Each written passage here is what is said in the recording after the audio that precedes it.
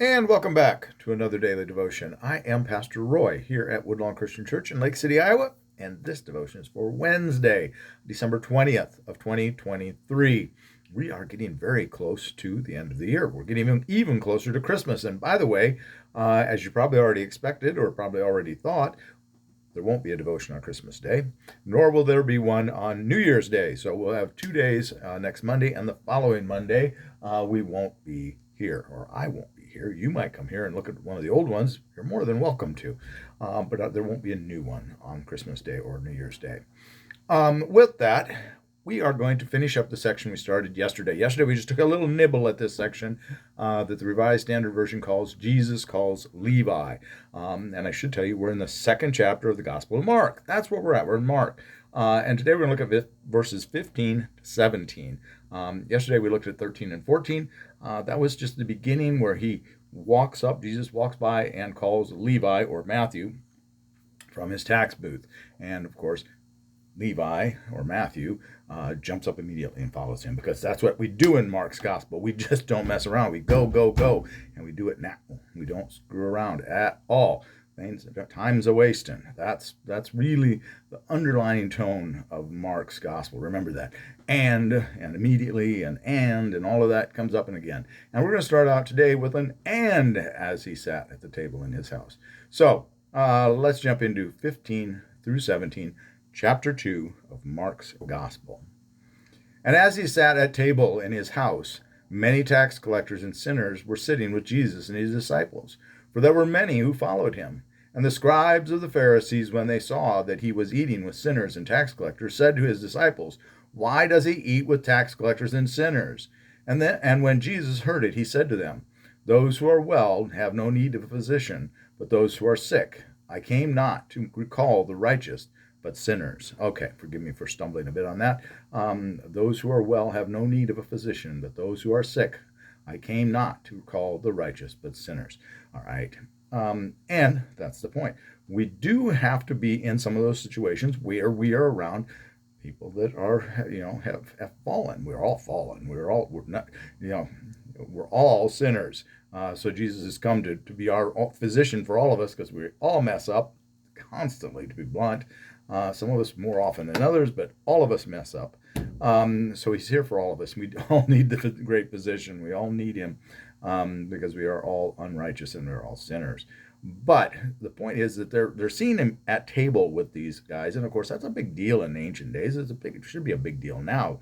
When we have a meal with someone, that is a time when we can converse and we can get to know each other, and we can have it's a more intimate, relational thing than just having a meeting.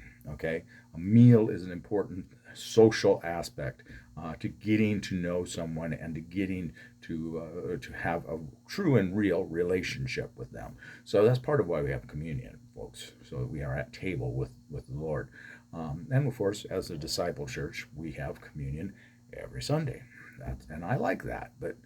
And I used to go to a Lutheran church years ago, another lifetime, that did communion every week. Not many Lutheran churches do that, but we went to one time, my first wife and I, that did that. So anyway, I digress. He's sitting at a table with these people, and people are going by, "What's going on here? Why is he sitting with these sinners? Is he a sinner?" Well, the thing we have to remember is that we are called to go to the sinners. We're not called to go and sin with them.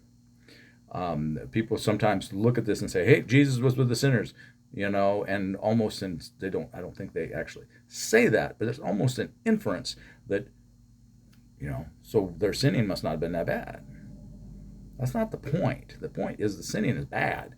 The point of it is that Jesus came to try to convince them to give up their sinning. And we can't do that by whitewashing and saying that sin is not sin anymore. That's not helping people to get to salvation. That's not helping people to be saved from their sins. If we tell them, "Ain't a sin, think nothing of it," you need to at least have some remorse over your sin, folks. So that's the point that we need to deal with here. We need to remember that.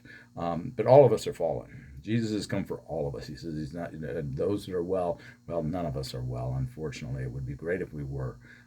So Jesus is going to have, by that point, also, if Jesus is going to eat in this world, he's going to be eating with sinners, because I'm not going to find anyone that's not a sinner. Ain't going to happen. Not a chance of it. And you there, that's, these Pharisees, these scribes of the Pharisees that are saying this, they're just as big a sinners as anyone ever was or ever will be. So it's hypocrisy on their part to be saying that to them, because if he's sitting down with them, Jesus could have pointed that out too, but here he's pointing out that he's come to find the lost sheep of Israel. That's all of us. Anyway, I think that's enough for that today. Please, if you do enjoy these, like and subscribe, leave a kind comment.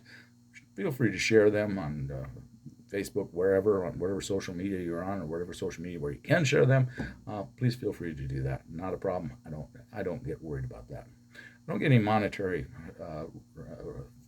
It's not monetized here, and if I was, I wouldn't care. I wouldn't really care, because this is not why I do these devotions. It's not for money. It's about getting the word out.